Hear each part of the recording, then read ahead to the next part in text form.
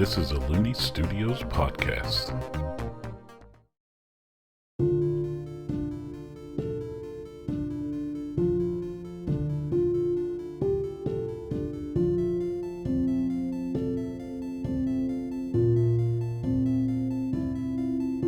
Hello and welcome to episode 0 of Aerde Tales and Aerde Talks.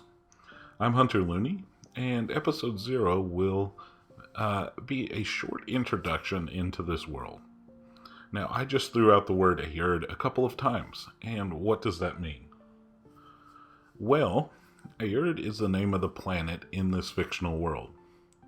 And here's the first peek behind the Game Master screen, is Aerde is a variation of the Dutch word for Earth. Aerde Tales will be the adventures through this world, whereas Aerde Talks will be an after show that will allow for a deeper dive into that world. The planet of Aerde is close to about the same size as our planet. The main differences are that the population is filled with fantasy species, has magic, and is also surrounded by rings. There are humans that populate this planet as well, but they're not the only sentient species or people of this world. There are gnomes, merfolk, dragons, and centaurs, just to name a few. Magic has a wide-ranging influence in the world of Aerde. A lot of people are able to perform it, and some are more adept at it than others. Common everyday citizens of the world may be able to do 1 or 2 basic spells, or maybe even none. It is almost like literacy in our own world. But some people who devote time to their studies may be able to do a bunch of spells, and the upper limits of magic use are unknown at this time. And it is around the Renaissance period of this world, so it's an age of discovery.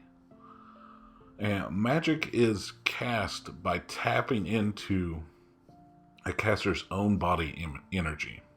This energy is commonly referred to as magical energy, and for gameplay mechanics, it's called magic points. Some religions, spiritual teachings, or way of life in Aerde have other names for it, like chakra, chi, spirit, soul, spiritual energy, and aura. This energy is a renewable resource as long as that person is rested, fed, and has water. The amount of energy each person has is different.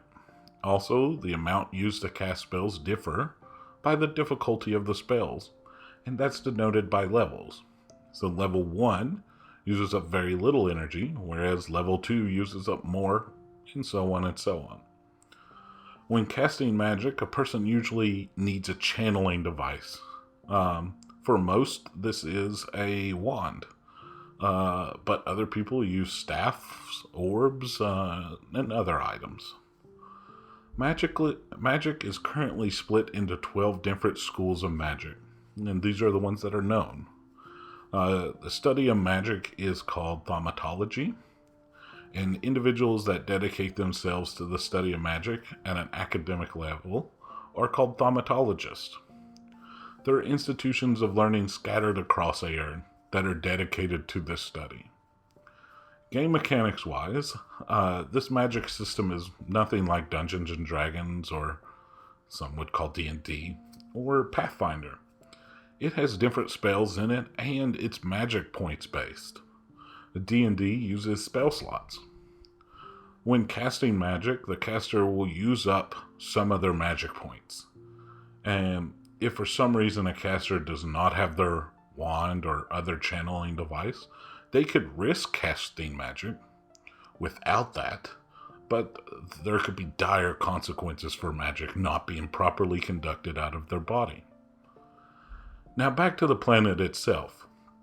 The rings around the planet reflect a great deal of light during the night. It's a brilliant spectacle to view.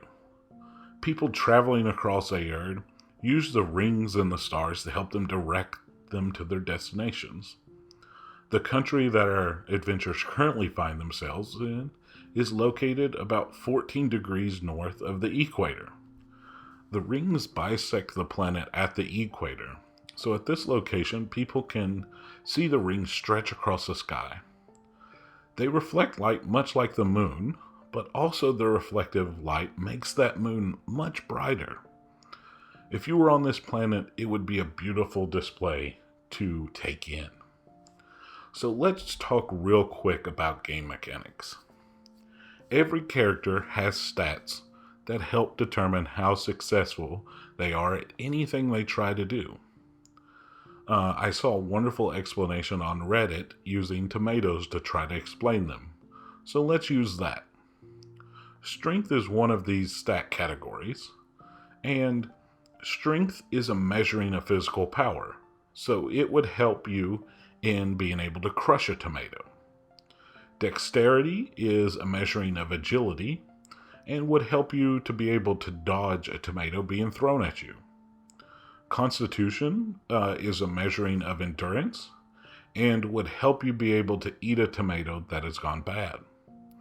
Intelligence is a measuring of reasoning and memory, and it would help you to know that a tomato is a fruit. And wisdom is the measuring of experience and knowledge, and would help you to know that you could make salsa out of a tomato.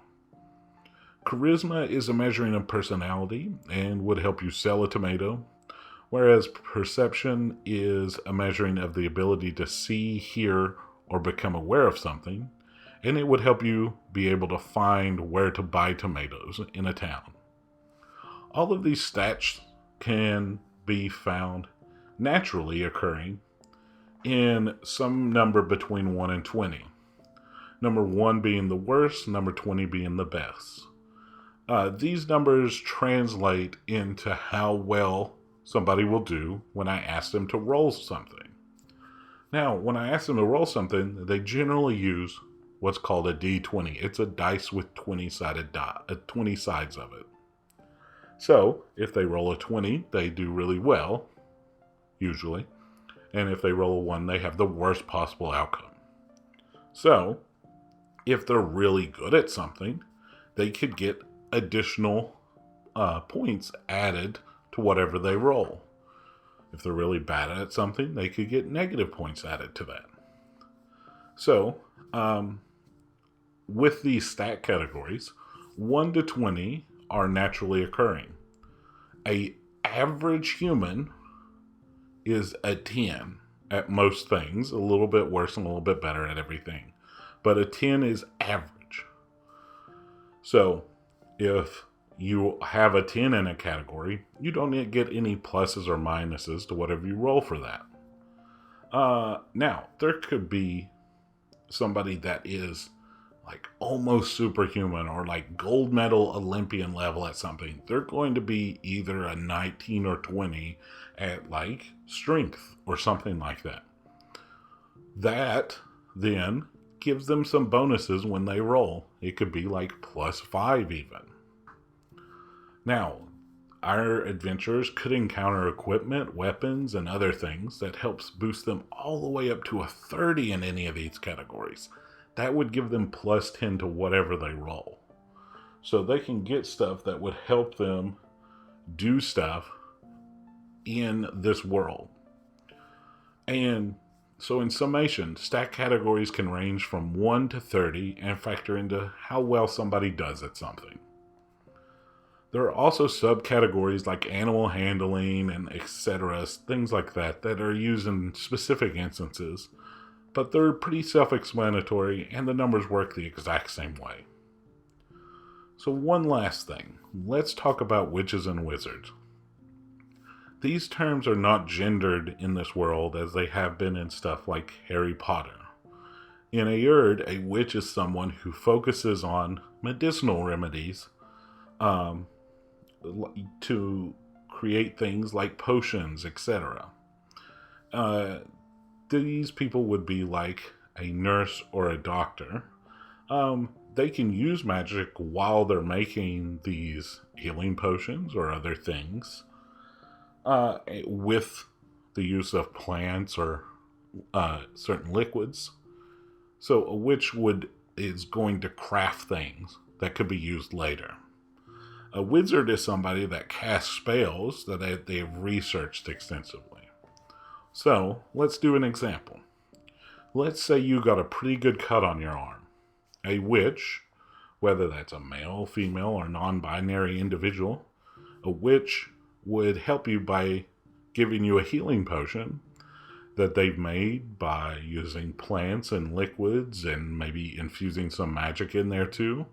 They'd give you a healing potion to help you heal that, and then they'd probably manually stitch up your arm. If they focused on healing, if they're a witch that focuses on healing. So, a wizard that focuses on healing would help by casting some kind of healing magic that they have researched to think that would work well with that particular injury. And then they would cast a magical spell, probably, to stitch up your arm. This is if a witch or wizard specializes in healing. Now, witches and wizards could have any number of interests that are not healing. And so therefore, just because somebody is a witch or a wizard doesn't mean they're going to be able to help heal you. And one more thing, if you hear the term alchemists, think of these as magical chemists that do chemistry with magic involved. They're really close to what witches do, but a little bit different. So that brings us to the end of this episode of Aerde Talks. On the next episode, we will dive deeper into locations in the immediate vicinity of our adventurers, and then discuss the events of episode 1. The Looney family hopes that you have a wonderful day today.